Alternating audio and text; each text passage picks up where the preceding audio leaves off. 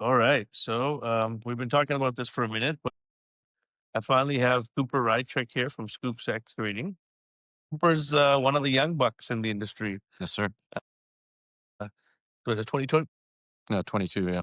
22. He's got his own excavator. He's looking to buy a bigger one now already. Yep. So yeah, I wanted to talk to him to bring some value to the young kids to see, um, if by 22 Cooper can do it, you can too. So you want to tell me a little bit about yourself, Cooper? How did you get in the industry? What are you Um, doing now? Yeah, yeah, whatever you can I tell don't me. know. My background is photography and graphic design. I did that for many years. Started out when I was 10 and worked alongside Lamborghini Vancouver and a couple other places. And then from that, over time, kind of faded out. And since then, I don't know, say, I think probably 4 or 5 years ago, we bought a skid steer for our property. And since then, I kind of got the bug, quit my job then, and ended up working for a civil contractor. And that kind of was it. Um, Growing up my whole life, my dad has been a backhoe operator and works for the city of Burnaby, and I've always kind of been surrounded by it, but it never really was something that interested me up until recently. And then once I got into the dirt world, that was it, and I found that's what I wanted to do. And I couldn't be happier. I don't imagine myself doing anything something different. So is it because of your dad that you decided to get into heavy machinery? Kind of, it definitely did help. Seeing him in it every day and the pictures he sent me, I thought it was always interesting and cool.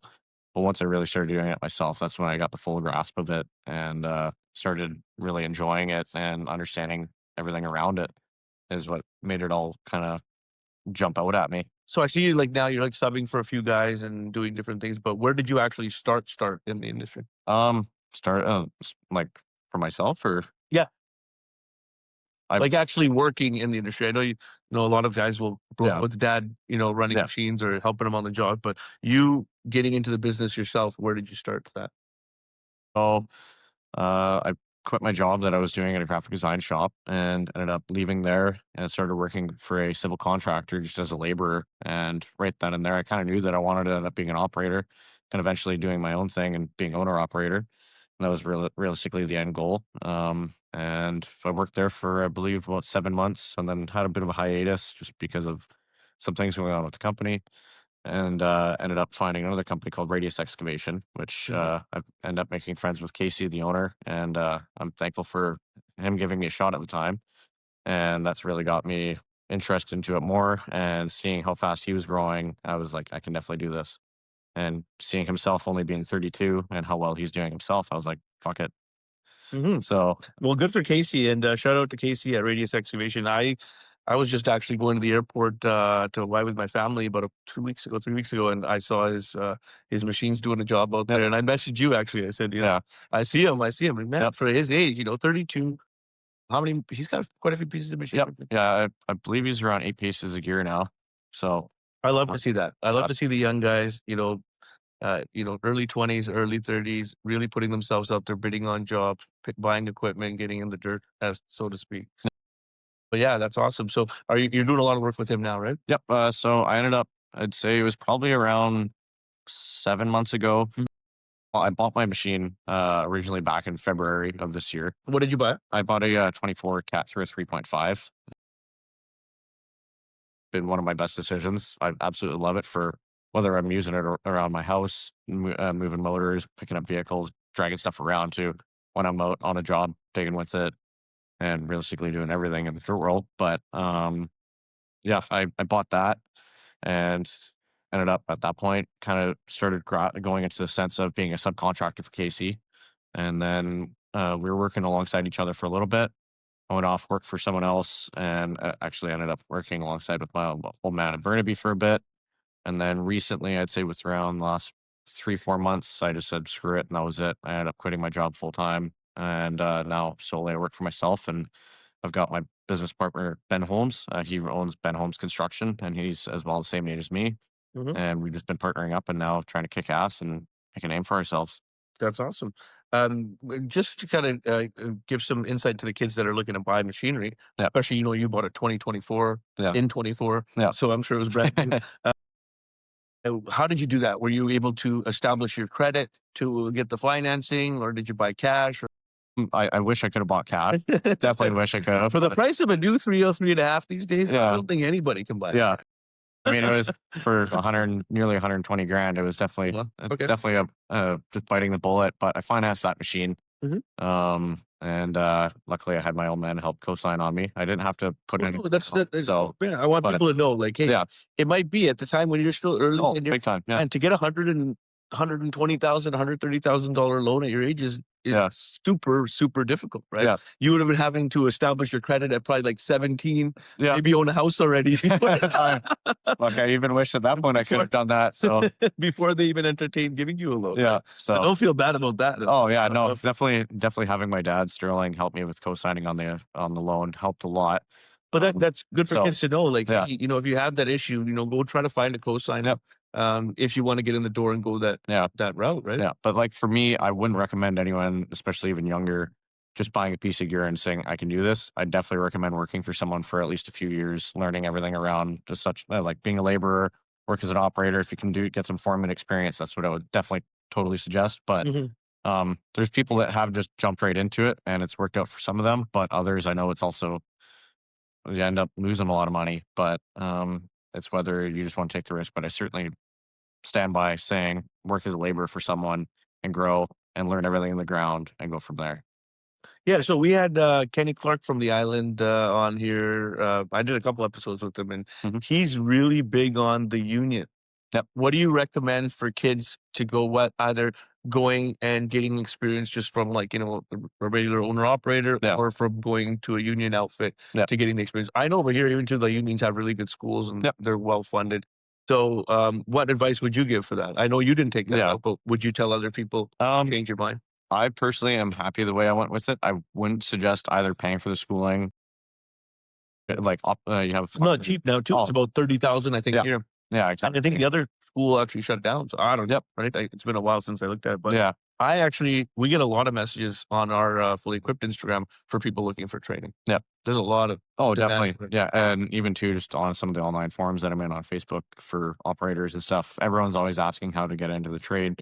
But like I said, best bet, go be a laborer. Mhm. Go learn the goon spoon. Got to know what that shovel and go from there. You can't just jump in a machine and think you're going to be acing it. Otherwise, you're going to end up probably killing someone, hurt someone, or end up ripping something out of the ground that you don't need to or want to. So, Does anyone you're around your age that has gone that union route? yeah.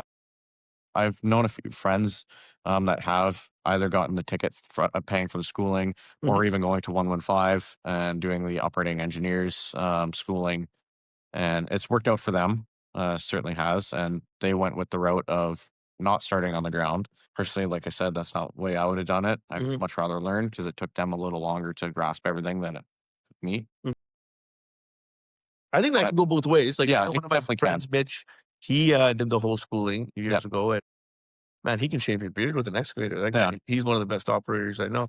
But I don't know if that's the schooling or his natural abilities too. But I think it goes hand in hand. I've always kind of hand-eye coordination is something I've had luckily growing up. Mhm. Always had that kind of my skill set. So I learned fast. And as well, once I got into it, it's all I cared about. So learning how to operate and everything surrounding it, it's all I put my time into was just learning. Well, I'd sit there and sit at home and watch videos of other guys digging or doing certain things and learning how they're doing it and the operations of what would get that task going properly. And that definitely just taking that time helped. But one big thing is even too, as say you start out as a laborer, watch the guys that are digging and have been doing it for a long time because that's your best way to learn. Whether you may not be thinking you're learning anything, but when it comes time, that'll be always in the back of your mind.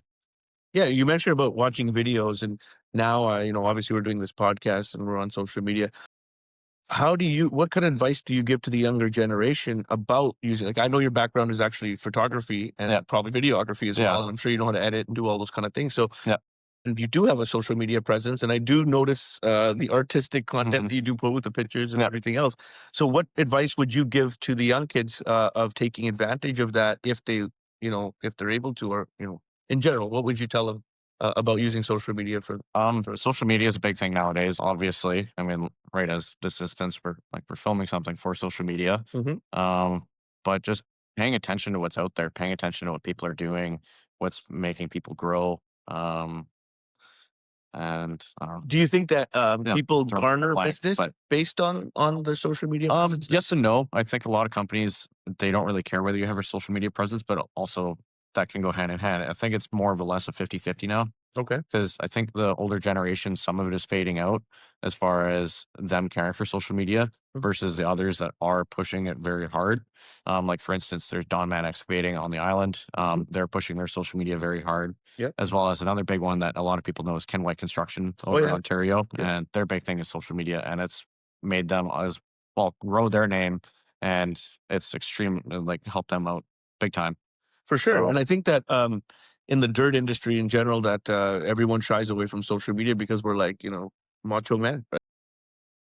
I don't put thinking, myself out there on camera. Or anything. And if you yeah, asked me 9, 10 months ago, I probably would have said the same thing. yeah, We only actually started our social media presence just to have a presence, but then we saw how powerful it was. Like, we got so much interactions with so many people around North America, and really positive interactions. yeah, We are able to have one-on-one conversations with them, and kind of tell them what we're about, and yeah, that was super powerful for us. And one of the people I'm trying to get on the show is Ryan Goodfellow from Rock Structures, yeah, and Ryan, mind you, is in his 50s, yeah, and look at such a great presence he has sure, online. yeah, If anyone you talk about that is in dirt yeah. business and has a social media presence, they know Rock Oh, Structures. yeah, for sure. He's kind of like the litmus test for all of us Yep. in terms of North America Yeah. and social media. But yeah, I think. Do you think that it's a disadvantage for the older generation guys? And I do still see that every day. Yeah. They'll say, "No, I'll never touch social media."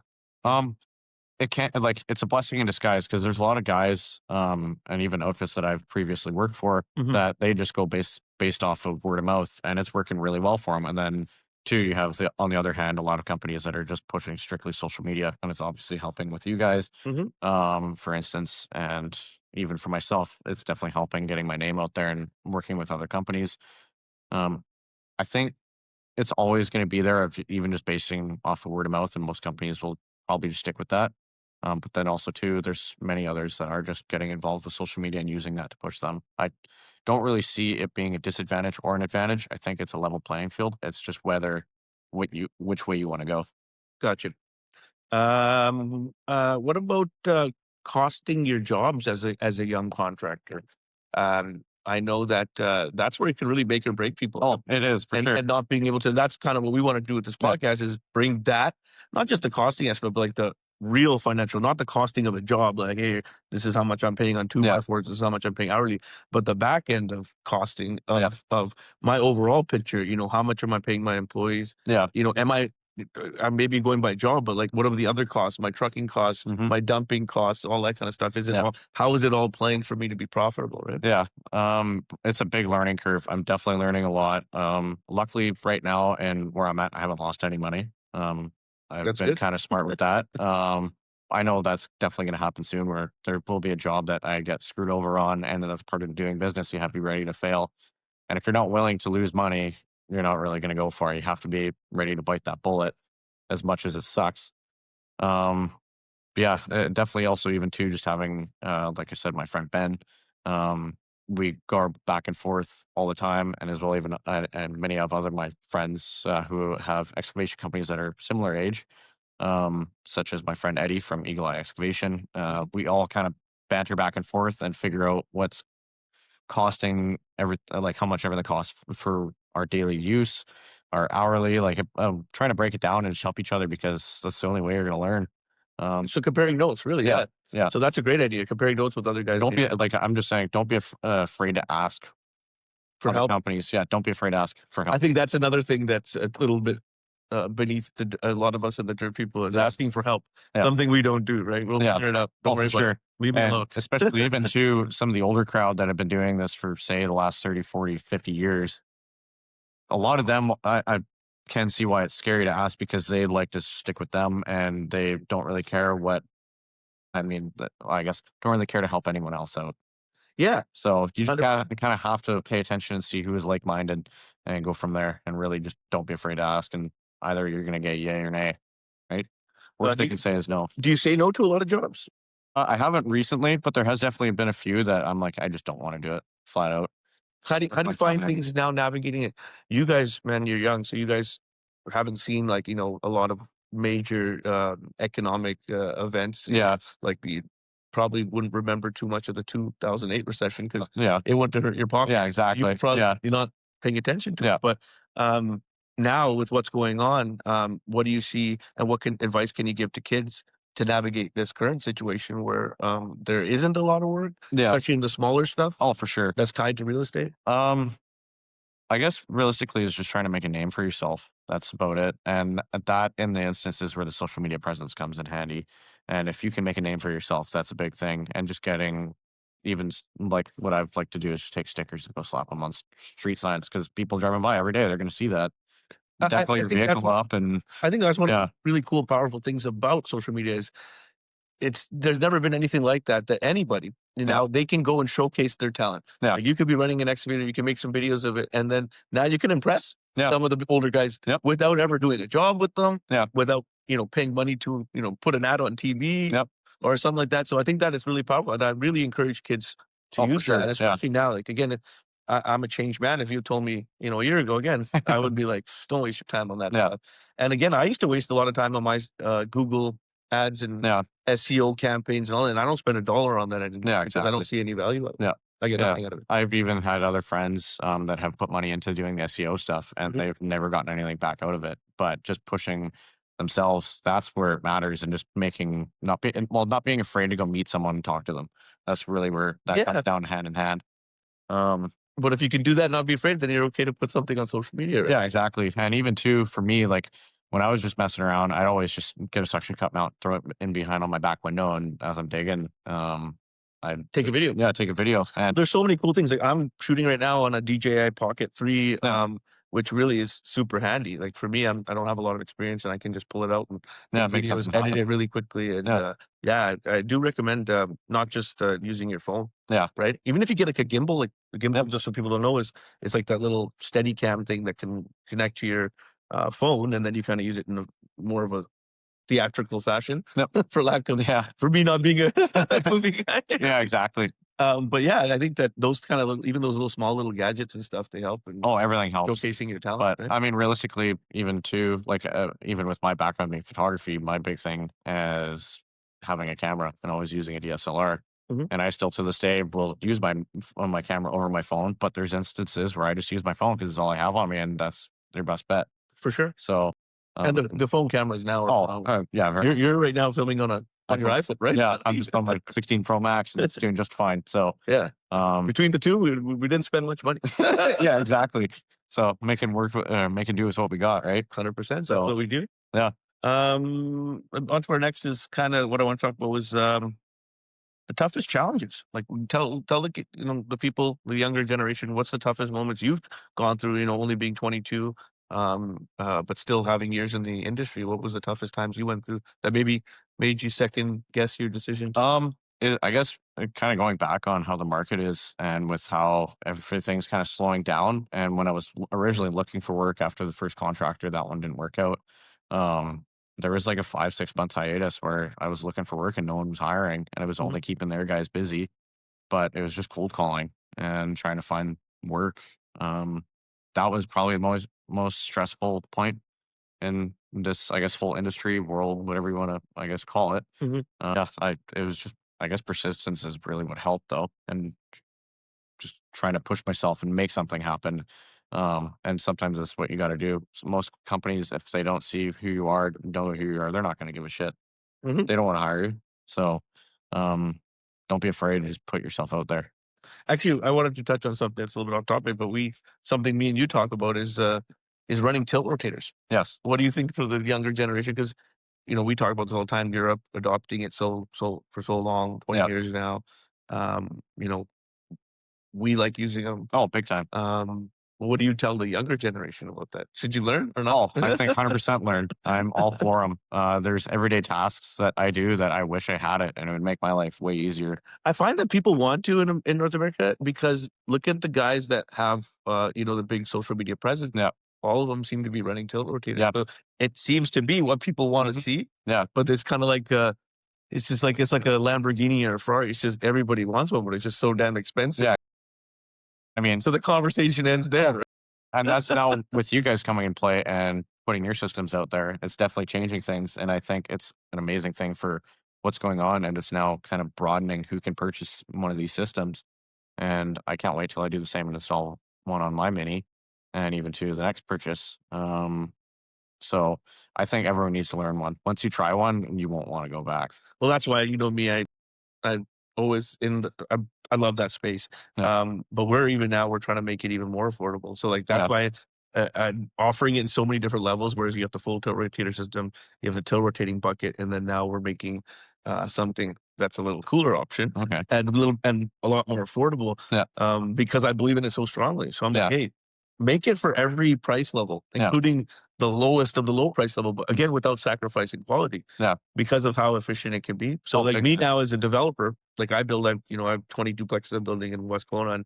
And, I wouldn't take somebody's tender now on Yeah. a civil job unless they're running tilt rotators. I know Yeah. how much more efficient they're going to be. Oh, big time. Yeah. And in general, I know they're going to be on top of their game. They're going to be running it with less guys than they need to. They're going to Yeah. be quicker. So why would I go back with Mhm. what I know now? Yeah, exactly. Yeah. No, they're a major advantage, and even too, just as simple as picking stuff up. And for instance, the job that I'm on right now, there's a couple trees I had to pluck, and it would be so nice if I just had those pinchers go in and just grab it, pick it up, and move it around. So rather than having to put straps around it, pull it out of the ground, and drag it around. Well, I had someone even So tell me about using it for like forestry and tree clearing stuff. yes, I mean, man, you can even look it up. Look, there's a video on YouTube where these Yep. guys are using a 308 and they're just manhandling trees. Yeah. Whereas you're never going to do that with a bucket and cup, bucket Yeah, and a exactly. thumb. That would be yeah, uberly dangerous, right? yeah, for sure. So I mean, the amount of control you get over your machine is way more, and I just see it as even too, you're not moving around as much. No, There's amount of times where you can You're like under I'm your just thinking status like, control.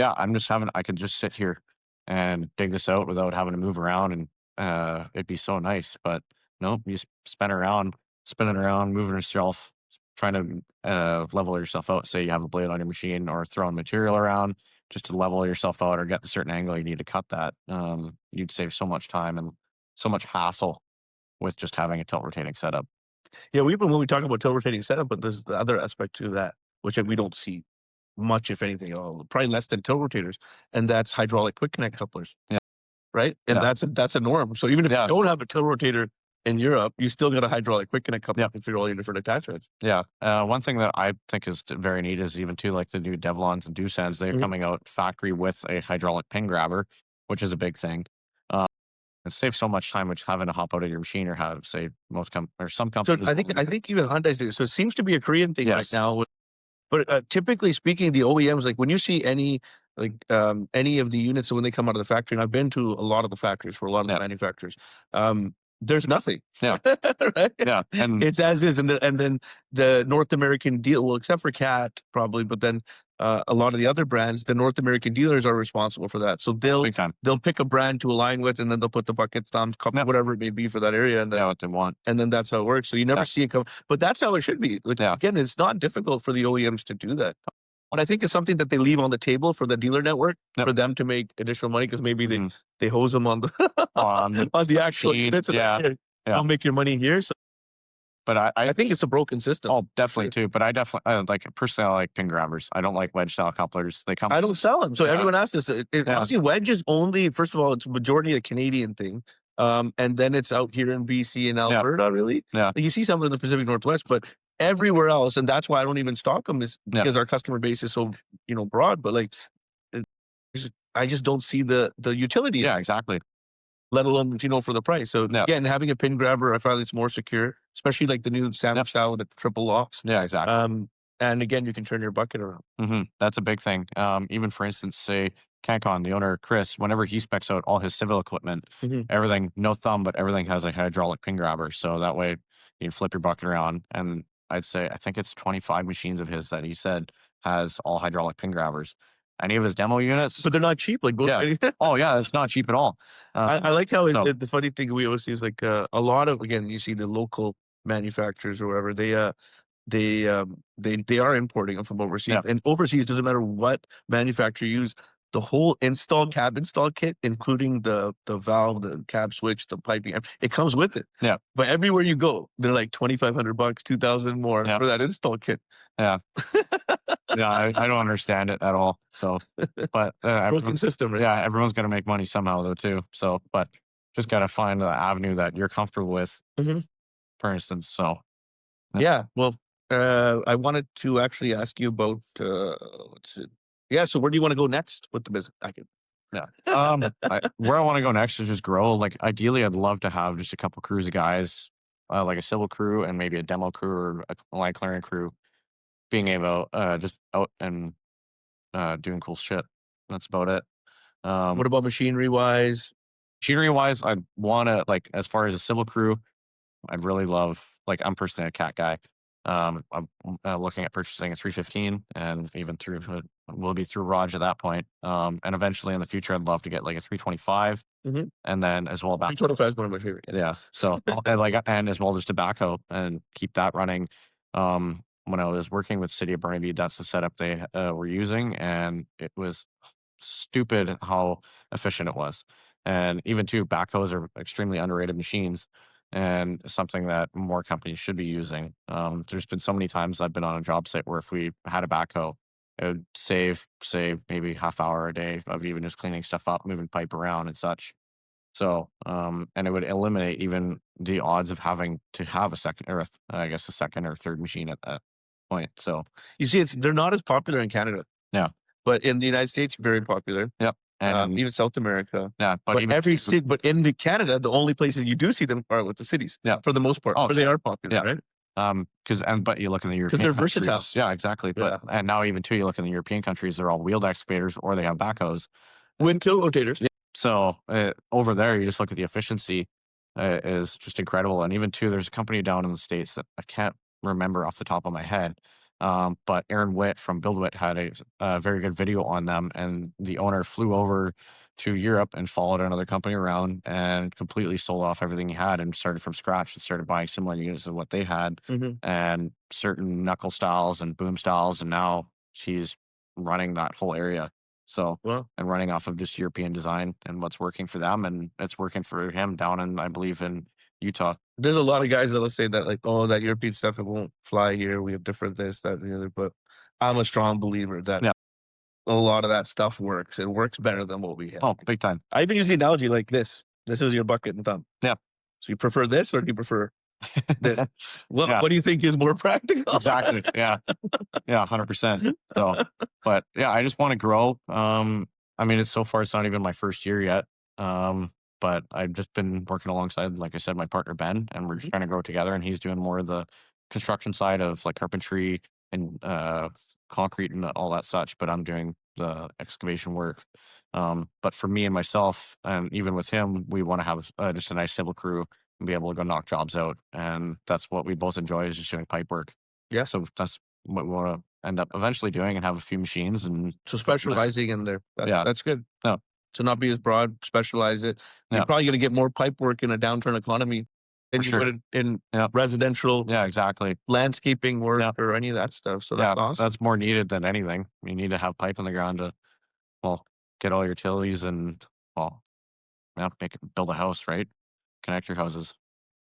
Yeah. So I guess, Cooper, you're definitely a story and proof that there's opportunity out there, right? If you're willing to take the risk and put in Yeah. the work, right? Oh, I yeah. think that's what it comes down to. Yep, it's stressful, but you just got to wake up every day and try and be excited. Whether there's days where, say, you're hungover or you don't want to, you're sick, you just don't want to go do it. Simply, you're depressed, but you just got to wake up, suck it up, and go do it. Otherwise, you're not going to make it. One scoop at a time, right? Yep, one scoop at a time. Do you want to plug your social media and also your guys your crew that you work with? So far, I guess my Instagram, Facebook, website, scoopsexcavation.ca, and same goes for my Instagram and Facebook. And just would like to give a shout out to Casey from Radius as well as Eddie from Eagle Eye, and then Ben, who's my partner at Ben Homes Construction. Thankful for everyone who I've met in the industry, even as well as you guys. Well, thanks for spending some time on me, and Canadian Thanksgiving Yep. Sunday here, and I appreciate you coming out and Yeah, of course. your dad come and driving you. He's in the Yep. studio here with us too. So we have to give him the shout out for Yeah, 100%. without Dad, we wouldn't have been here. Yep. But yeah, I appreciate you coming on, and hopefully thank you for having me. the younger generation got something of value that we said. I hope so. Yeah. All right, thank you very much. Thank you.